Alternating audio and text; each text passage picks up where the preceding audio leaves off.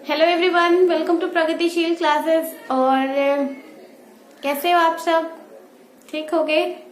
चलो ठीक है। तो आज का जो लेक्चर है वो हमारा लेक्चर क्लास 10th के बच्चों के लिए है। This lecture is for class 10th। और जो हमारा फर्स्ट चैप्टर है जिसको हमने इंट्रोडक्शन क्लास में पढ़ा था कि पहला चैप्टर का नाम है हमारा लाइफ प्रोसेस, राइट। ये लाइफ प्रोसेस के बारे में आज से हम लोग शुरू करने वाले हैं। और चूंकि आज का जो लेक्चर है वो हमारा लेक्चर नंबर 1 है, राइट। तो इसके बारे में हम लोग पढ़ेंगे। चलो बायोलॉजी पढ़ना शुरू कर रहे हैं। इसे को पढ़ने से पहले मतलब स्टार्ट करने से पहले कुछ चीजें हैं जिसको जानना बहुत जरूरी है। और I think majority of you पता होगा आप लोगों को कि व्हाट इज दिस। तो the very first topic is living. Like जब बायोलॉजी पढ़ रहे हैं तो हम लोग लाइफ के बारे में पढ़ेंगे। और लाइफ जिसमें भी होता है उसको हम लिविंग ऑर्गेनिज्म कहते हैं, है ना। जिसमें भी लाइफ होता है उसको हम कहते हैं लिविंग ऑर्गेनिज्म। और जिसमें लाइफ नहीं होता है उसको हम कहते हैं कि it is non living organism. जब छोटे होगे तो शायद बिगिनिंग ऑफ योर क्लास आप लोग पढ़े होंगे कि what is the difference between living organism and what is the similarity between what is the difference between living and non living organism and what is the similarity between living and non living organism. तो इस chapter को शुरू करने से पहले हम लोग अपना ये बेसिक कॉन्सेप्ट जो है कि what is the difference between living organism. So what is the difference between living organism and non-living organism। तो ये इसको मैं बताऊंगी लेकिन अभी नहीं। ये आप लोगों को एक क्वेश्चन मैं दे रही हूँ कि अपने जो टॉपिक मतलब लाइफ प्रोसेस जहाँ टॉपिक है उसमें फर्स्ट क्वेश्चन आप लोगों को टाइप लिखना है। और वो फर्स्ट क्वेश्चन है what is the difference between living and non living organism. अगर टाइम है तो प्लीज वीडियो अभी पॉज करो और इसको अभी लिख के दिखाओ, राइट। और अगर अभी नहीं लिखना चाह रहे हो तो प्लीज एक स्पेस छोड़ दो जितना में आप लिख सको। उसके बाद फिर आगे का नेक्स्ट टॉपिक हम लोग जो शुरू करते हैं, ठीक है। तो अगर हम लोग डिफरेंस पढ़ रहे हैं what is the difference between living and non living organism तो इसकी सिमिलैरिटी भी जानते हैं। तो आप लोगों का दूसरा क्वेश्चन है that what is the similarity. Similarity क्या है? सिमिलैरिटी क्या है between living and non living organism. तो आप लोगों को मैंने 2 क्वेश्चन दिया। पहला क्वेश्चन मैंने कहा कि इस क्वेश्चन को बनाना है what is the difference between living organism and non living organism. और आप लोगों का दूसरा क्वेश्चन है what is the similarity between living organism and non living organism, ठीक है। ये कर लेना। उसके बाद जब भी क्लास खुलने वाला है मतलब जब कोचिंग खुलेगा तो मैं ये दोनों क्वेश्चन और या फिर ये दोनों तो आज का लेक्चर में मैं बता रही हूँ ना, मतलब जितने भी क्वेश्चंस मैं इस ऑनलाइन क्लास में मैं बताऊंगी जब भी कोचिंग खुलेगा मैं इन सारे क्वेश्चंस को जरूर से चेक करूंगी कि आपने क्या बनाया। हाँ, इन केस अगर आपको नहीं क्वेश्चन समझ में आता है, मान लेते हैं कि नहीं समझ में आया कि what is the exact answer of this question, तो वो जो ग्रुप है उस ग्रुप पे प्लीज पूछ लेना। और नहीं अगर बन पाएगा जिन भी बच्चों से, मैं खुद से नोट तैयार करके what is the difference and what is the similarity ये करके मैं ग्रुप पे डाल दिया करूंगी। और जो बच्चे नहीं बना सक रहे हैं वो उससे कम से कम एटलीस्ट उसको देख के नोट कर लेना ताकि कॉपी में नोटेड रहे, ठीक है। चलो ये हो गया 2 चीज। अब एक टॉपिक है और इस चैप्टर को शुरू करने से पहले मैं चाहूंगी कि आप लोगों को पता हो and that topic is what is the defining property of living. इसके बारे में थोड़ा सा जानते हैं that what is the defining property of living. कोई लिविंग है उसको हम किस तरह से बताएंगे कि वो लिविंग है या वो लिविंग नहीं है, या लिविंग होने का क्या क्या क्राइटेरिया है, इसको हम लोग थोड़ा सा देखते हैं, ठीक है। चलो इसको मैं इरेज कर रही हूँ। नोट करते जाना है ताकि ये नहीं हो अगर नोट स्लो हो रहा है तो प्लीज वीडियो को पॉज कर देना और पॉज करके उसको नोट करना, ठीक है। तो आप लोगों के बुक में सबसे पहला टॉपिक है डिफाइनिंग प्रॉपर्टी ऑफ लिविंग। और उसमें दिया हुआ है एक बहुत ही सिंपल सा टॉपिक कि मूवमेंट को हम कंसिडर करते हैं, it is a defining property of living. आपके बुक में दिया हुआ है that we consider movement as a criteria to define whether an organism और whether a substance is living और नॉट, राइट। तो मूवमेंट चूंकि आपके बुक में दिया हुआ है, तो लेकिन मैं एक बात कह रही हूँ कि चाहे वो मूवमेंट हो, चाहे वो रिप्रोडक्शन हो, चाहे वो ग्रोथ हो, कोई भी क्राइटेरिया जिसको हम ले रहे हैं, उन सारे क्राइटेरिया में किसी ना किसी तरह के एक्सेप्शन जरूर है। तो हम लोग इस डिफाइनिंग प्रॉपर्टी को पढ़ेंगे और सबके एक्सेप्शंस क्या क्या है उसको भी जरूर से देखेंगे। तो चलो देखते हैं पहला जो हमारा मूवमेंट। तो कहा जाता है कि movement is a defining property. कोई चीज अगर मूव कर रहा है मतलब कि वो लिविंग होगा, है ना। तो क्या इसका कोई एक्सेप्शन है? सोचो, बताओ क्या इसका कोई एक्सेप्शन है? अगर वीडियो देख रहे हो तो कमेंट करके बताओ क्या मूवमेंट का कोई एक्सेप्शन है जिसको हम कह सकते हैं कि हाँ दिस इज एक्सेप्शन कि ये मूवमेंट में कंसिडर नहीं किया जा सकता है। आप कहोगे मैम प्लांट मूव तो नहीं करता है, बट नहीं, प्लांट मूव करता है। प्लांट लोकोमोट नहीं करता, मतलब वो एक जगह को छोड़ करके दूसरे जगह नहीं जाता है, बट द लीव्स, उसके जो लीव्स होते हैं, इट शोज मूवमेंट। और अगर आप लोगों को याद होगा टच मी नॉट प्लांट के बारे में, वो थिग्मोट्रॉपिज्म शो करते हैं, टच करने से देन इट लाइक रोटेट अपने आप को, लीफ को बेंड डाउन कर लेता है। तो that is also a type of movement. और चैप्टर नंबर जो 2 है उसमें हम लोग पढ़ेंगे कंट्रोल एंड कोऑर्डिनेशन में that what are the different types of movement that is shown by different type of plant. ये पढ़ना है हम लोगों को एक्चुअली, ठीक है। They are various types of movement. तो चलो प्लांट तो इससे हम लोगों ने बता दिया कि नहीं, प्लांट इसमें कंसिडर नहीं किया जाएगा। अगला आता है मूवमेंट में ही कि याद होगा कभी कभी आपके घर में भी या फिर आसपास मोहल्ले वालों से सुनने को मिला होगा कि पर्टिकुलर इंसान, फला इंसान जो है वो कोमा में जा चुका है। मतलब कोमा में जाने का मतलब उसका मूवमेंट वगैरह जितना भी एक्सटर्नल चीज है एवरीथिंग स्टॉप, है ना। उसमें सिर्फ और सिर्फ इंटरनली कुछ कॉन्शियसनेस होता है, थोड़ा बहुत माइन्यूट, तो वो हम कह सकते हैं कि हाँ दैट इज लिविंग। तो जो पर्सन कोमा में है, जो बिल्कुल आईसीयू बेड पे है, जो बिल्कुल मूव नहीं कर सकता है, क्या हम उसको लिविंग नहीं कहेंगे? उसको भी लिविंग कहेंगे। मतलब कहने का कि ये जो मूवमेंट, जो एक क्राइटेरिया आपके बुक में दिया हुआ है कि movement is a defining, we can say movement is a defining property of a living organism, ये पूरी तरह से सही नहीं है ना। ये पूरी तरह से सही नहीं है। इसको हम 100% तौर पे नहीं कंसिडर कर सकते हैं। चलो तो दूसरा टॉपिक देखते हैं, दैट इज रिप्रोडक्शन। रिप्रोडक्शन कहते हैं कि रिप्रोडक्शन, हाँ बचपन में पढ़े हो कि living organism reproduce, living organism shows growth, living organism shows movement, living organism, बहुत सारी चीजें पढ़े होगे, राइट। तो बचपन में ये भी पढ़े थे कि लिविंग ऑर्गेनिज्म रिप्रोड्यूस, पढ़े हो ना। क्या सारे लिविंग ऑर्गेनिज्म रिप्रोड्यूस? क्या, सोचो एक मिनट और सोचो कि क्या सच में रिप्रोडक्शन को हम एग्जैक्ट क्राइटेरिया मान सकते हैं कि हम बताएं कि हाँ रिप्रोडक्शन को हम कह सकते हैं it is a defining property, कि ये लिविंग की एक डिफाइनिंग प्रॉपर्टी है। तो जब इसके बारे में सोचोगे तो मैं बताती हूँ, there are many parents in this world जो रिप्रोड्यूस नहीं कर सकते, मतलब दे आर स्टेराइल मेल और sterile female, they are sterile male and sterile male and sterile female, they are sterile male and sterile female, जो reproductively healthy नहीं होती हैं, तो वो रिप्रोड्यूस नहीं कर सकती हैं। तो क्या हम उनको लिविंग नहीं कहेंगे?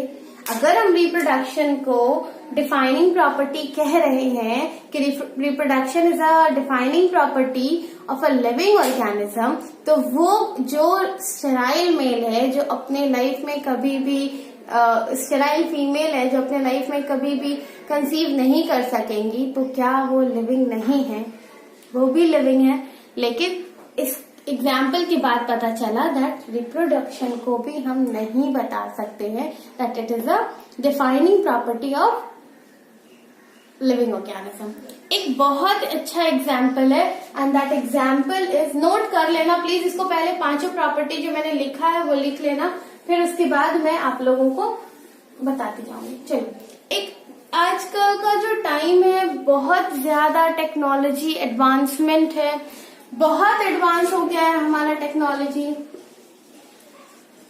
और इस हद तक ह्यूमन बीइंग की पहुंच हो चुकी है कि वो 2 डिफरेंट टाइप की स्पीशीज से एक थर्ड टाइप ऑफ स्पीशीज को बना सके। आज हमारा टेक्नोलॉजी इतना एडवांस हो गया है कि हम लैब में डिफरेंट टाइप्स ऑफ स्पीशीज के गैमीट, लाइक किसी एनिमल के मेल गैमीट तो किसी एनिमल के फीमेल गैमीट को फ्यूज करके हम एक थर्ड टाइप ऑफ ऑर्गेनिज्म या थर्ड टाइप ऑफ स्पीशीज को हम बनाने की कैपेसिटी रखते हैं। और एक इसका बहुत अच्छा एग्जाम्पल है म्यूल। इसका एक बहुत अच्छा एग्जाम्पल है म्यूल। म्यूल को 2 डिफरेंट टाइप के स्पीशीज को फर्टिलाइज करवा करके बनाया गया and that is female horse and mail donkey. मतलब डोंकी का मेल गैमेट लिया गया एंड हॉर्स का फीमेल गैमेट लिया गया और दोनों को टेस्ट ट्यूब में लाइक फर्टिलाइज करवाया गया under observation and under various types of chemical. इनकी मदद से इन दोनों को फर्टिलाइज करवाया गया और फर्टिलाइज करने के बाद एक तीसरे प्रकार का स्पीशीज बना जिसकी प्रॉपर्टी ना ही 100% हॉर्स की तरह था ना ही 100% डोंकी की तरह था। It is very different from these two. तो हम कह सकते हैं कि it is a different type of species. ठीक है, बन तो गया ये म्यूल। और ऐसा सिर्फ एक नहीं, सिर्फ ऐसा म्यूल नहीं बना है बल्कि ऐसे लगभग 5 स्पीशीज को हमने लैबोरेटरी के अंदर 5 डिफरेंट टाइप्स ऑफ स्पीशीज को हमने फर्टिलाइज करवाया है हाइब्रिडाइजेशन टेक्निक की मदद से। और 5 डिफरेंट टाइप्स ऑफ स्पीशीज को हमने कह सकते हैं कि हमने आर्टिफिशियली रिप्रोड्यूस किया है। राइट, तो ये एक था। तो अब ये म्यूल तो बन गया। और हाँ, एक मैं बताऊं इसका बनाने का इतना मोटिव क्या था, क्यों बनाया गया इसको इतना। देखो, डोंकी के पास कैरेक्टरिस्टिक है कि वो बहुत ज्यादा हेवी लोड को ढो सकता है। राइट, बहुत हेवी ढो सकता है। बोझा जितना उसके कंधे पे लादते जाओ वो कुछ नहीं कहेगा, वो आसानी से वो चलते चला जाएगा। राइट, और हॉर्स के पास एक प्रॉपर्टी है कि वो बहुत तेज दौड़ता है, पता है आप लोगों को। राइट, डोंकी बहुत ज्यादा बोझा ढो सकता है, हॉर्स बहुत फास्ट दौड़ सकता है। तो लेकिन हॉर्स में ये प्रॉपर्टी नहीं कि वो बहुत ज्यादा हैवी लोड को कैरी कर सके। तो इस चीज को उन लोगों साइंटिस्ट ने एक सोचा कि ऐसा किया जाए कि कुछ अच्छी प्रॉपर्टी इसकी और कुछ अच्छी प्रॉपर्टी इसकी, ये दोनों प्रॉपर्टी अगर हमें म्यूल में मिल जाए तो ये कितनी अच्छी बात हो जाएगी।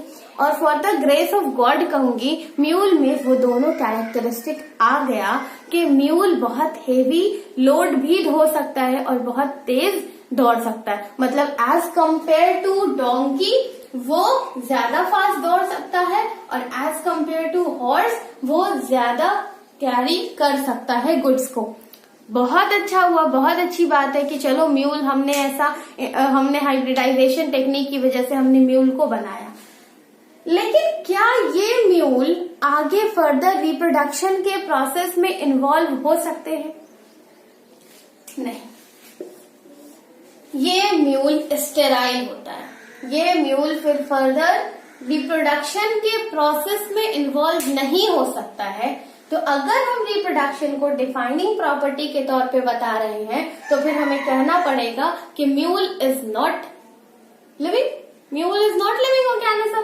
लेकिन इस बेसिस पे हम फिर कह रहे हैं कि नहीं, शायद रिप्रोडक्शन को हम 100% कंसिडर नहीं कर सकते हैं that it is a defining property of living organism. ठीक है, तो अब हमारा नेक्स्ट टॉपिक है, that topic is next criteria है, नेक्स्ट क्राइटेरिया जिसको हम सोच सकते हैं कि शायद इसको हम ग्रोथ को मान सकते हैं कि डिफाइनिंग प्रॉपर्टी। तो our next topic, next criteria is growth. ये ग्रोथ, अब सोचो क्या ग्रोथ को हम डिफाइनिंग प्रॉपर्टी के तौर पे ले सकते हैं, क्या मान सकते हैं कि that growth is a defining property, कि हम बता सके कि हाँ ये ऑर्गेनिज्म ग्रो कर रहा है। तो this can be consider as a criteria. तो अगर इसको सोचो, अगर याद आए तो बताना मुझे कमेंट बॉक्स में लिख करके कि एक्चुअली क्या हम ग्रोथ को कंसिडर कर सकते हैं as a defining property. Video pause करो, ग्रोथ के बारे में कमेंट बॉक्स में लिख के दे दो, ठीक है। चलो, तो अब मैं बताती हूँ, हम ग्रोथ को भी कंसिडर नहीं कर सकते हैं एज अ डिफाइनिंग प्रॉपर्टी के this particular criteria can be consider as a defining property. क्यों पूछोगे, क्यों? ये तो है कि जो लिविंग ऑर्गेनिज्म है, चाहे वो यूनिसेल्युलर ऑर्गेनिज्म हो, चाहे वो मल्टी सेल्युलर ऑर्गेनिज्म हो, this can show growth. But एक बात आप लोगों को पता होगा, ज्योग्राफी में पढ़े होंगे, that Himalayan mountain is a young mountain. तो ये यंग माउंटेन कहने का क्या मतलब है? What does it mean that it is a young mountain? Himalayan mountain grow कर रहा है, और ये पता है कि हमें हिमालयन माउंटेन या कोई भी माउंटेन, प्लेट्यू, वैली, कुछ भी बात कर ले, ऑल आर नॉन लिविंग। लेकिन वो नॉन लिविंग है, स्टिल वो बहुत माइन्यूट, बहुत ही स्लो रेट से वो ग्रो कर रहा है, बट ग्रो तो कर रहा है। और सोच रहे होगे मैम ये अब क्या बता रही है, हिमालयन माउंटेन कैसे ग्रो करेगा? हिमालयन माउंटेन ग्रो करता है, सोचना और इसके बारे में भी बताना कि कैसे हिमालयन माउंटेन ग्रो कर रहा है, राइट। तो इसको भी अकेले कंसिडर नहीं कर सकते हैं टू डिफाइन के पर्टिकुलर ऑर्गेनिज्म लिविंग है या नहीं, क्योंकि हिमालयन माउंटेन के एक एग्जाम्पल मैंने बता दिया। Himalayan mountain is a young mountain, Himalayan mountain is a young mountain, और इसमें ग्रोथ हो रहा है। मतलब होता कुछ ऐसा है ना कि मिनरल्स का कंटिन्यूअसली डिपोजिशन हो रहा है, और डिपोजिशन होते होते उसकी हाइट बढ़ रही है। इस वजह से हम कहते हैं कि हिमालयन माउंटेन जो है वो यंग माउंटेन है और वो ग्रो कर रहा है। चलो, यानी मूवमेंट हमारा क्राइटेरिया नहीं समझ में आया to define something is living और नॉट। रिप्रोडक्शन हमें प्रॉपर तरीके से समझ नहीं आया to define whether something is living और नॉट। ग्रोथ हमारा प्रॉपर तरीके से नहीं बताया जा सकता है to define whether something is living और नॉट। तो अगला टॉपिक देखते हैं, हमारा है अगला topic, that is metabolism. What is metabolism? मैं इधर से इरेज कर रही हूँ, आप लोग नोट कर चुके होंगे। अगला प्रॉपर्टी है हमारा मेटाबॉलिज्म। इस मेटाबॉलिज्म को पढ़ने से पहले मैं ये सारी चीजों को मिटा रही हूँ ताकि मैं मेटाबॉलिज्म को अच्छे से डिफाइन कर सकूं। What is metabolism?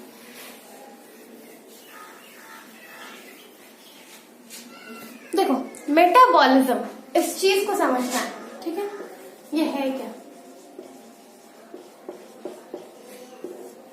इस चीज को बताने से पहले मैं एक बार बता दूं कि हाँ, ये मेटाबॉलिज्म और ये कॉन्शियसनेस, ये दो एक ऐसी प्रॉपर्टी है जिसको मैं या कोई भी इंसान कंसिडर कर सकता है to define whether a substance और whether a organism is living और नॉट।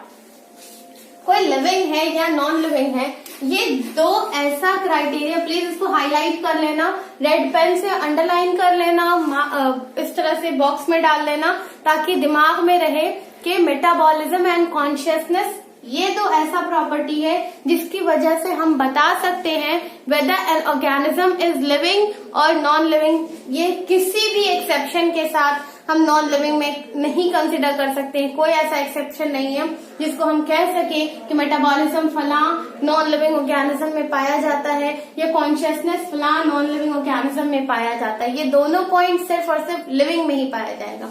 अब ये मेटाबॉलिज्म है क्या? मेटाबॉलिज्म को समझने से पहले एक एग्जाम्पल देती हूँ। कोई भी लिविंग स्टेट शो करते हैं। हमारा जो बॉडी है, हमारा जो ट्रिलियंस ऑफ सेल्स का जो बॉडी है, इस ट्रिलियंस ऑफ सेल्स में हर वक्त अलग अलग तरह के रिएक्शंस चल रहे हैं। कभी कुछ रिएक्शन किसी चीज को तोड़ता है, तो कभी कुछ रिएक्शन किसी चीज को बनाता है। ठीक है, कभी रिएक्शंस तोड़ने के लिए होता है, कभी रिएक्शंस जोड़ने के लिए होता है। तो जब रिएक्शन तोड़ने के लिए हो रहा होता है उसको हम कहते हैं कैटाबॉलिज्म। जब रिएक्शन तोड़ने के लिए हो रहा है उसको हम कहते हैं कैटाबॉलिज्म, और जब रिएक्शन जोड़ने के लिए होता है उसको हम कहते हैं एनाबॉलिज्म। कोई भी लिविंग स्टेट के बॉडी में हर वक्त ये दोनों प्रॉपर्टी का होना बहुत जरूरी है। मतलब उसके बॉडी में वो रिएक्शंस, चाहे रिएक्शन तोड़ने के लिए हो चाहे रिएक्शन जोड़ने के लिए हो, हर वक्त ये रिएक्शंस उसके बॉडी में होना ही होना है, तभी हम बता सकेंगे कि वो लिविंग है या नहीं। समझ में आ रहा है ना? तो कैटाबॉलिज्म और एनाबॉलिज्म। अगर मैं इसको एक एग्जांपल बता दूं कि जैसे कि एक रोटी से एक एग्जांपल लेती हूँ, लाइक व्हीट को पहले क्या किया जाता है, उसको कटाई की जाती है, राइट। तो हमने उसको पेड़ से कटाई किया, कटाई करने के बाद तो हमने उसको क्या किया, कैटाबॉलिज्म किया, काटा, उसको काटने के बाद उसको हमने मील में पीसा ताकि रोटी बन सके हमारे। तो मील में पीसा, हमने पहले इसकी क्या की, कटाई की, और कटाई करने के बाद फिर हमने उसकी रोटी गूंद के, मतलब आटा गूंद के रोटी बना दिया। तो दैट इज एनाबॉलिज्म। तो ये दोनों प्रॉपर्टी का होना हमारे बॉडी में बहुत जरूरी है। बिना इन दोनों प्रॉपर्टी के हमारा बॉडी सरवाइव नहीं करेगा। दो डिफरेंट टाइप ऑफ रिएक्शन का होना बहुत जरूरी है, चाहे वो रिएक्शन तोड़ने के लिए हो चाहे वो रिएक्शन जोड़ने के लिए हो। एक और एग्जांपल मैं लेती हूँ। लेट अस सपोज हम लोग एटीपी बता रहे होते हैं। बॉडी को सरवाइव करने के लिए हमें एनर्जी की जरूरत होती है। बॉडी को सरवाइव करने के लिए हमें एनर्जी की जरूरत होती है, और एनर्जी करेंसी हम एटीपी को कहते हैं। एडिनोसाइन ट्राइफॉस्फेट को हम कहते हैं एनर्जी करेंसी। तो अब ये एनर्जी करेंसी जो होता है, तो ये बहुत इंपॉर्टेंट रोल प्ले करता है ताकि हमारे बॉडी में किसी भी तरह का रिएक्शन हो सके, राइट। तो अब इस एटीपी को बनाने के लिए भी हमें चीजों को तोड़ना है, चीजों को बनाना है, तब जाकर के ये एटीपी बनता है, और फिर ये ATP further different type of reaction में मदद कर रहा होता है। जैसे मैं एक एग्जांपल लूं कि अगर मुझे पैसे कमाने हैं तो क्या मुझे पैसे घर बैठे मुफ्त में, तो कोई पैसे का पेड़ तो है नहीं जो मैं तोड़ती जाऊं और मुझे पैसे मिलते जाए। मुझे अगर पैसा कमाना है तो पहले मुझे खूब मेहनत करनी पड़ेगी, बहुत मुझे अपनी लाइफ में मेहनत करना पड़ेगा, तब मैं पैसे कमा पाऊंगी। तो मतलब पहले मैंने मेहनत किया, कुछ कैटाबॉलिक रिएक्शन किया, मैंने मेहनत किया, अपने आप को अपने आप को यूज करवाया किसी चीज में, और फिर मैंने पैसे कमा करके मैंने कोई चीज बनाई, लाइक मैंने घर बनाया। तो मैंने घर बनाया, दैट इज एनाबॉलिक रिएक्शन। मैंने खुद कहीं काम किया ताकि मुझे पैसे मिले, ताकि मुझे एनर्जी मिले, ताकि मैं किसी चीज को बना सकूं। तो ये हुआ हमारा एनाबॉलिज्म। समझ में आ रहा है ना? एग्जाम्पल में जो एक सिंपल सा एग्जाम्पल लेने की कोशिश कर रही हूँ। तो मेटाबॉलिज्म वही कहते हैं, बॉडी के जो रिएक्शंस होते हैं और बॉडी में जो भी रिएक्शंस हो रहे होते हैं उस रिएक्शन को हम कहते हैं मेटाबॉलिज्म। अगर ये रिएक्शन स्लो हो जाए, मान लेते हैं ये रिएक्शन स्लो हो गया, मेटाबॉलिक रिएक्शन स्लो हो गया, तो भी हमें एक डिजीज हो सकता है। अगर ये मेटाबॉलिक रिएक्शन फास्ट हो गया तो भी हमें एक डिजीज हो सकता है। मतलब ये मेटाबॉलिज्म को भी प्रॉपर तरीके से काम करना होगा, तब जाकर के ही हम कह सकते हैं कि हम हेल्दी हैं, लिविंग हैं। ठीक है, चलो मेटाबॉलिज्म को यानी, और हाँ, कोई भी ऐसा नॉन लिविंग नहीं है जिसमें मैं कह सकती हूँ कि ये कैरेक्टरिस्टिक, ये क्राइटेरिया पाया जाता हो। यानी मेटाबॉलिज्म के बारे में भी हमने समझ लिया। अब अगला टॉपिक है हमारा कॉन्शियसनेस। कॉन्शियसनेस के बारे में पढ़ते हैं। ये कॉन्शियसनेस है क्या? किसी चीज के टुवर्ड्स रिस्पॉन्ड करना इज कॉन्शियसनेस। कॉन्शियसनेस, ठीक है, कॉन्शियसनेस लाइक किसी भी पर्टिकुलर चीज के टुवर्ड्स रिस्पॉन्ड करना इज कॉन्शियसनेस। मुझे चोट लगी, मैंने उसके टुवर्ड्स रिस्पॉन्स किया, या समझ लो कि हाथ में मेरे किसी ने गरम प्लेट लाके रख दिया, मैंने जल्दी से उस प्लेट को छोड़ दिया और वो प्लेट नीचे गिर गया। ये मेरे अंदर का कॉन्शियसनेस था कि मुझे उसने रियलाइज करवाया कि ये चीज गर्म है, अगर मैं इस चीज को ज्यादा देर तक पकड़ी रहूंगी तो शायद मेरे हाथ के सेल्स जो हैं वो डिस्ट्रॉय होने लगेंगे और मेरे हाथ की जो सेल्स हैं वो डैमेज हो सकते हैं। तो ये मेरे अंदर का मेरा कॉन्शियसनेस था जिसने मुझे रियलाइज करवाया कि आपका ये चीज गर्म है। ठीक है, अगर मुझे कोई चीज चोट लग गई, लेट अस सपोज मैं जा रही थी, चलते चलते मेरे पैर में कांटा चुभ गया, तो मुझे अचानक से ऐसा महसूस होता है कि शायद मेरे पैर में कुछ चुभ गया है।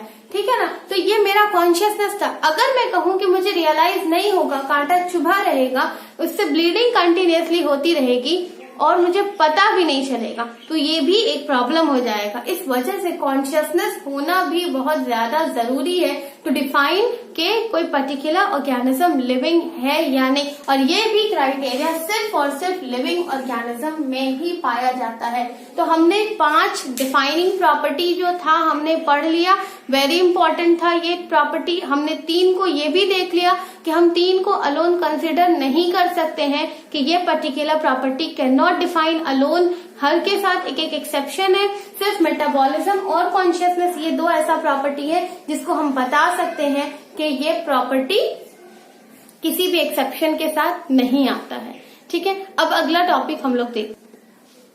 तो अब हम लोग अगला टॉपिक पढ़ रहे हैं और अगला टॉपिक अब हमारा बिल्कुल नॉर्मल सिलेबस से शुरू करते हैं। अभी तक जो पढ़ रहे थे वो हम लोग थोड़ा सा एक्स्ट्रा पढ़ रहे थे और चलो देखते हैं लाइफ प्रोसेस ये होता क्या है। मैं आप लोगों को डिक्टेट कर रही हूँ, प्लीज इसको लिखो और मैं सबसे कह रही हूँ कि इसको लिखो। ठीक है, चलो लिखो, write down what is life process. So it is all about write down the basic functions performed by living organism to maintain their life on this earth is called life process। देखो मैं लिखवाऊंगी नहीं, मैं board पे एक एक चीज नहीं लिखवाऊंगी क्योंकि it consume time as well as मेरा बोर्ड बहुत ज्यादा बड़े साइज का नहीं है कि मैं हर एक चीज लिखवा सकूं। मैं बोलती जाऊंगी, प्लीज पॉज कर करके नोट कर लेना इस चीज को। तो मैंने एक डेफिनेशन लिखाया about the life process, that is the basic function performed by the living organism to maintain their life on this earth is called life process. Right, इसको हमने बता दिया। अब चलो व्हाट आर द, कुछ प्रोसेस तो होंगे ना, what are the few process that are involve in the life process. ये फ्यू प्रोसेस है। One of the very example is nutrition. ये एक प्रोसेस है जो कि हर लिविंग ऑर्गेनिज्म के बॉडी में होना बहुत जरूरी है, बिना इसके कोई भी लिविंग ऑर्गेनिज्म सरवाइव नहीं करेगा। दूसरा है हमारा respiration. This is also very important, ये बहुत इंपॉर्टेंट पॉइंट है जो डिफाइन कर जो प्रोसेस हर लिविंग ऑर्गेनिज्म के बॉडी में होना बहुत जरूरी है, चाहे वो यूनिसेल्युलर ऑर्गेनिज्म हो चाहे वो मल्टीसेल्युलर ऑर्गेनिज्म हो। तीसरा प्रोसेस है हमारा सर्कुलेशन, ये बहुत इंपॉर्टेंट, ये भी इंपॉर्टेंट है। सारा प्रोसेस बिना इंपॉर्टेंट है, किसी एक में भी थोड़ा भी अगर डिफेक्ट होता है तो इंसान अबनॉर्मैलिटी में, इंसान के बॉडी में अबनॉर्मैलिटी होनी शुरू हो जाती है। ठीक है ना, तो मैं कह रही हूँ तीसरा प्रोसेस है हमारा circulation. Our fourth process is excretion. मैं सारा तो नहीं बता रही हूँ, फ्यू को मैं लिखवा रही हूँ। Fourth is excretion and the next is हमारा है लोकोमोशन। ये भी कुछ पॉइंट है, लोकोमोशन। नेक्स्ट है हमारा control and coordination. Control and coordination ये भी एक प्रोसेस है जिसके बिना इंसान का बॉडी सरवाइव नहीं कर सकता है। नेक्स्ट है हमारा रिप्रोडक्शन, ये भी बहुत इंपॉर्टेंट है। Reproduction is also a process जो कि हर लिविंग ऑर्गेनिज्म में विद फ्यू एक्सेप्शन में ये सारे प्रोसेसेस कंटिन्यू होते रहते हैं। तो ये कुछ प्रोसेस है, nutrition, respiration, circulation, excretion, locomotion, control and coordination, reproduction. These all are few processes जिसमें हम लोगों को इस चैप्टर में न्यूट्रिशन पढ़ना है, रेस्पिरेशन पढ़ना है, सर्कुलेशन पढ़ना है और एक्सक्रीशन पढ़ना है। ठीक है, और नेक्स्ट चैप्टर में ये पढ़ना है और फिर नेक्स्ट चैप्टर में ये पढ़ना है। ठीक है, तो ये this is all about the processes that took place in our body, that take place in our body. और कल से जो हमारा नेक्स्ट टॉपिक है, नेक्स्ट लेक्चर है, वो नेक्स्ट लेक्चर होगा, स्टार्ट होगा न्यूट्रिशन पे, और पहला है लेक्चर न्यूट्रिशन इन प्लांट। तब तक के लिए चलो आज का लेक्चर यही खत्म करते हैं। बाय। अच्छे से पढ़ना, ध्यान देना, नहीं कुछ समझ में आए जरूर से पूछ लेना।